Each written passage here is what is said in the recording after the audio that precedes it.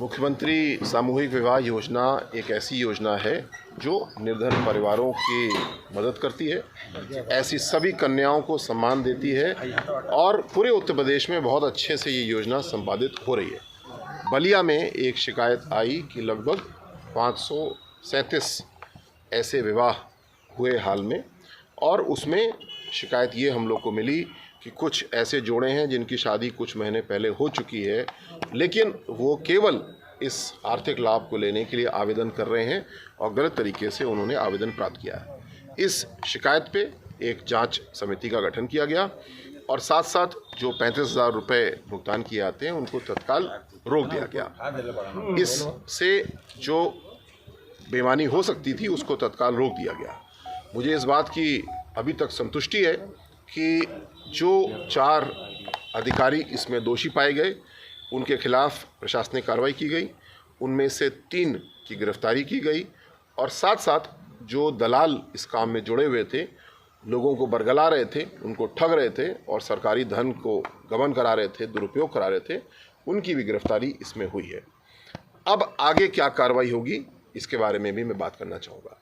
जो सख्ती भ्रष्टाचार के खिलाफ आदरणीय मुख्यमंत्री जी की है वो यहाँ पे लोगों को देखने को मिली, आगे और देखने को मिलेगी। कोई भी ऐसा दलाल, कोई भी ऐसा अधिकारी का नहीं जिसने सरकारी धन के दुरुपयोग की, गबन की चेष्टा की है। पैसा तो नहीं गया, रोक दिया गया उसको, लेकिन उसको दंडित ज़रूर किया जाएगा। साथ साथ जो अधिकारियों ने गड़बड़ की है उनको दंडित किया गया। अगर कोई बचा है तो उसके भी आज मैं जांच करूंगा, उसको भी दंडित किया जाएगा। तीसरा सबसे महत्वपूर्ण, ऐसे मौके हमारे लिए होते हैं व्यवस्थाओं को और अच्छा करने के लिए। हमने अभी चर्चा की है, लखनऊ में भी 2 दिन से हमने चर्चा की कि हम सिस्टम को और मजबूत कैसे कर सकते हैं। जैसे कि विवाह प्रमाण पत्र मौके पे ही, कार्यक्रम में ही दिया जाएगा। लड़की की और लड़के की दोनों की फ़ोटो उसके ऊपर होती हैं, जिससे कि यहाँ जिस प्रकार की चेष्टाएँ की गई थी वो नहीं हो पाएंगी।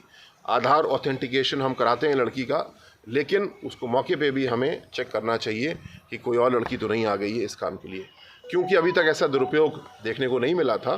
तो अब जब हमें ऐसी चुनौती मिली है तो हमारा सिस्टम बहुत मजबूत है।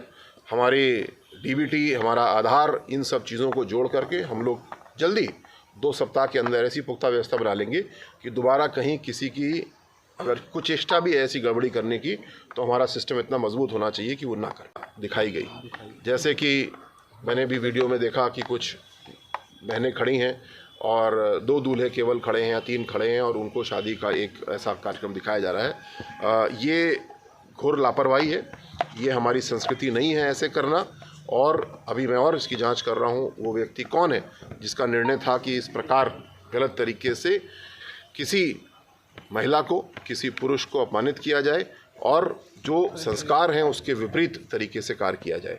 ये अभी परीक्षण का विषय है, उनको भी दंडित किया जाएगा। यद्यपि वो अपराध भ्रष्टाचार का तो नहीं है, लेकिन असंवेदनशीलता भी एक बहुत बड़ी गलती है, उनको भी दंडित किया जाएगा। कितने अपात्र पाए गए हैं सर इसमें? जी, कितने अपात्र मिले हैं?